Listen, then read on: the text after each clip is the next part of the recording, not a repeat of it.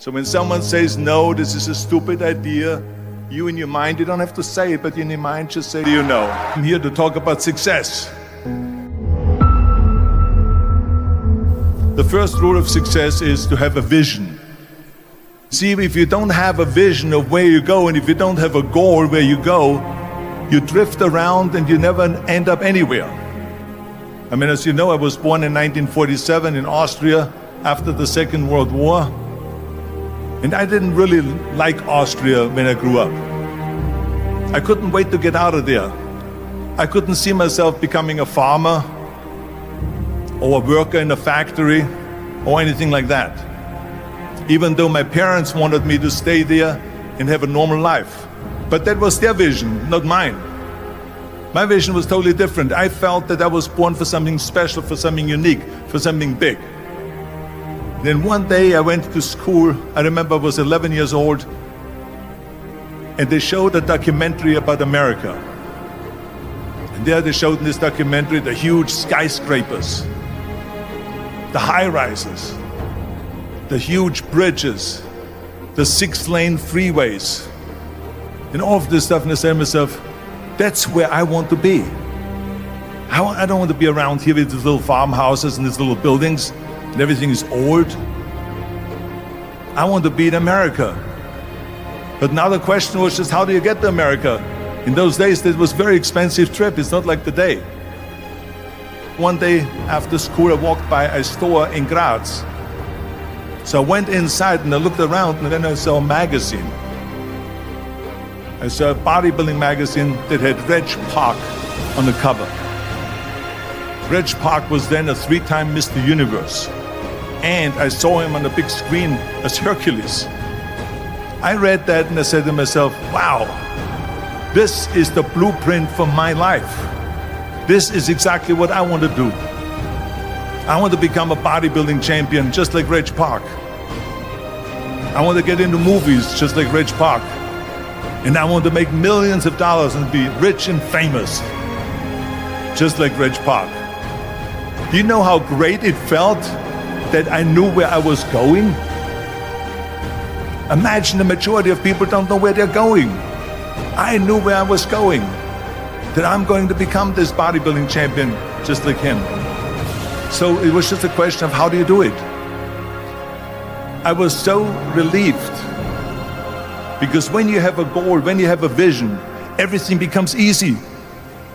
So people always ask me, when they saw me in the gym in the pumping iron days, they say, why is it that you're working out so hard?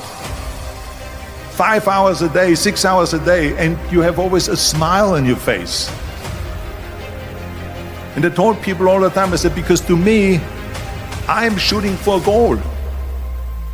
In front of me is the Mr. Universe title. So every rep that I do gets me closer to accomplishing that goal, to make this goal, this vision turn into reality. Every single set that I do, every repetition, every weight that I lift will get me a step closer to turn this goal into reality. So I couldn't wait to do another 500-pound squat. I couldn't wait to do another 500-pound bench press. I couldn't wait to do another 2,000 reps of sit-ups. I couldn't wait for the next exercise. At the age of 20, I went to London and I won the Mr. Universe contest as the youngest Mr. Universe ever. And it was because I had a goal.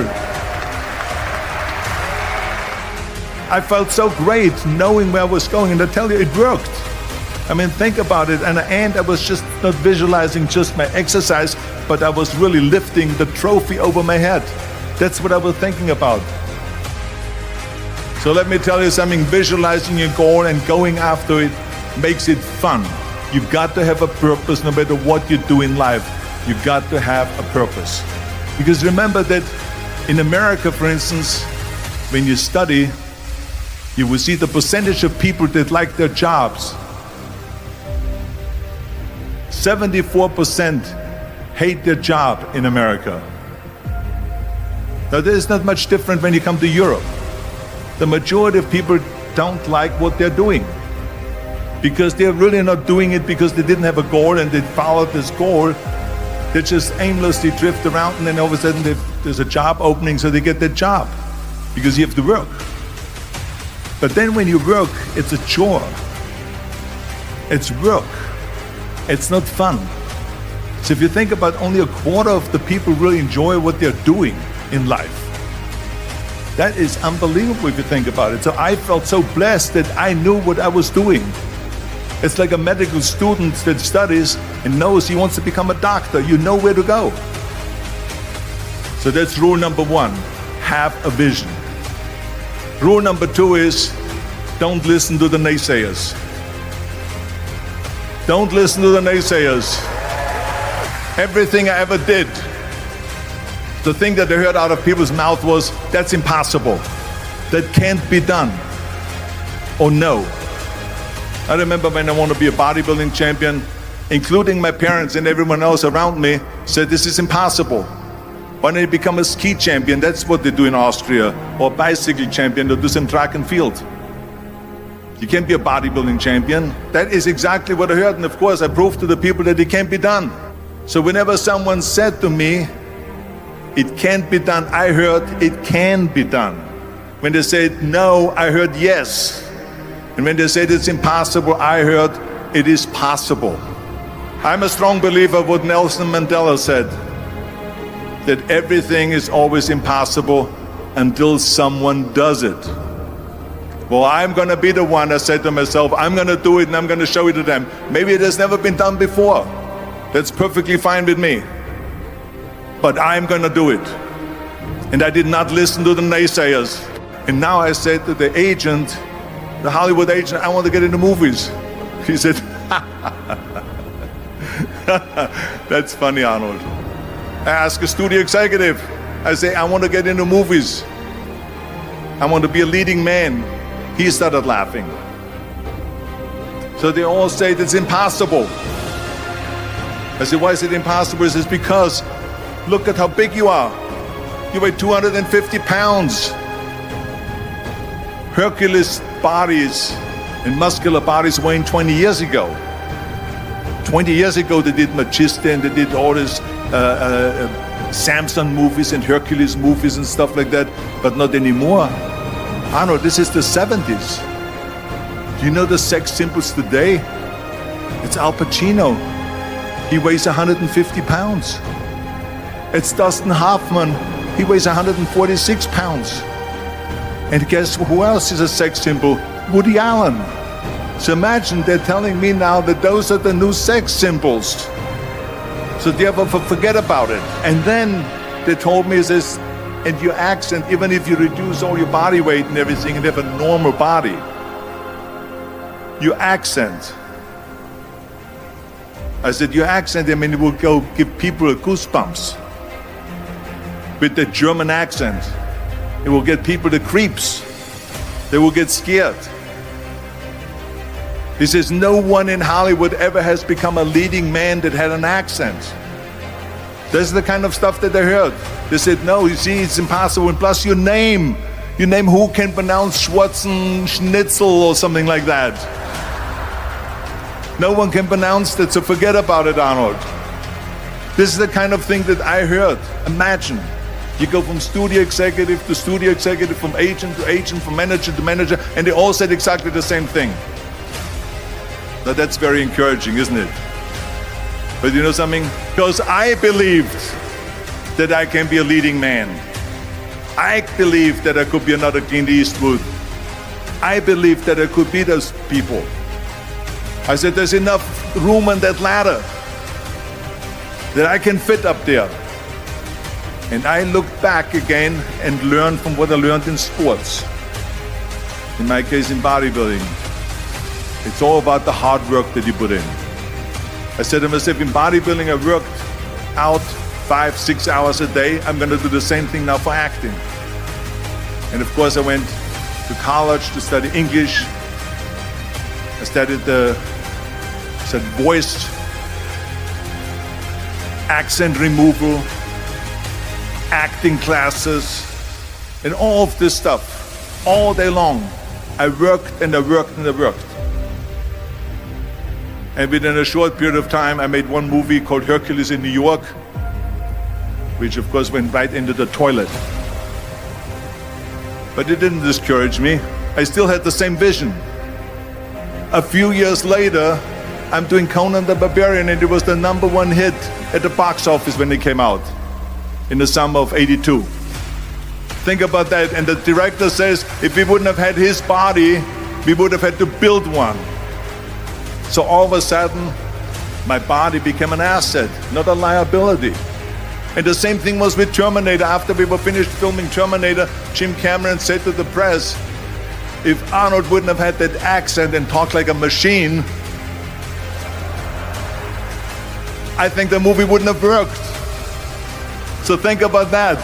The body and the accent that they attacked was an asset. But I didn't listen to those losers. I didn't listen to them at all. Because that's exactly the way it was in politics again, when everyone said no, no, no, and it can't be done. And I became governor of California, and this is with everything like that. This is just the reality of it, is that you cannot listen to the naysayers. So this is a very important lesson for all of you. So when someone says, no, this is a stupid idea, you in your mind, you don't have to say it, but in your mind, what do you know? If I would have listened to the naysayers, from bodybuilding to show business to politics, I would not be standing here today, talking to you. I would be in Austria in the Alps, yodeling. That's right. I would be in Austria, still left, yodeling. That's what I will be doing, exactly. So this is why I say don't listen to the naysayers. The third point that I'm going to make to you is, there's no magic pill. There is no magic out there. And it drives me crazy when people say that they don't have enough time to go to the gym for 45 minutes a day and work out. Or to do something for 45 minutes to an hour a day to improve. If it is physically improve, or if it is mentally to improve. Imagine you read 1 hour a day about history. How much you will learn after 365 hours in 1 year. So it drives me nuts, because when people say we don't have the time, we have 24 hours a day. We sleep 6 hours a day, so that gives you still 18 hours. The average person works around 8 to 10 hours. So let's assume it's 10 hours, so we have 8 hours left. Then you travel around an hour a day, maybe 2 hours a day. So now you have still 6 hours left. So what do you do with these 6 hours? What do you do with these 6 hours? Then we eat a little bit, then we schmooze a little bit, talk a little bit to people and all that stuff. But you can see how much time there is available if you organize your day. So you got to work hard. I mean, let me tell you something. When I went to America, I went to college. I went and worked out 5 hours a day. And I was working on construction. Because in those days in bodybuilding, there was no money. I didn't have the money for food supplements or anything. So I had to go to work. So I worked on construction. I went to college. I worked out in the gym, and at night from 8 o'clock at night to 12 midnight, I went to acting class 4 times a week. So I did all of that. There was not one single minute that I wasted. And this is why I'm standing here today. I became very friendly with Muhammad Ali in the 70s. And they asked him, how many sit-ups do you do? And he said, I don't start counting until it hurts. Now think about that. He doesn't start counting his sit-ups until he feels pain. That's when he starts counting.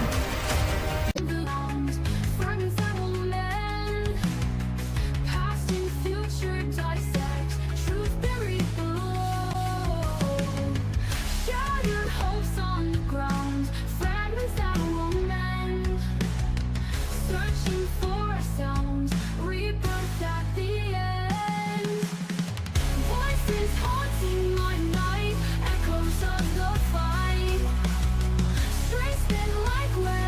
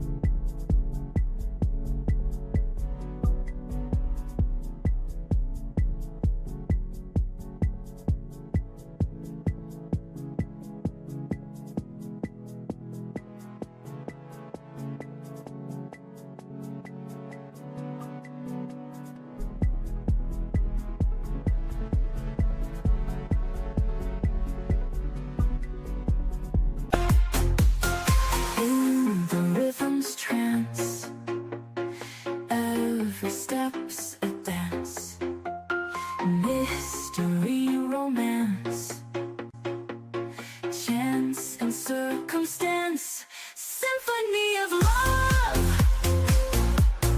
in the sky above. We become the dove, fly and join my love.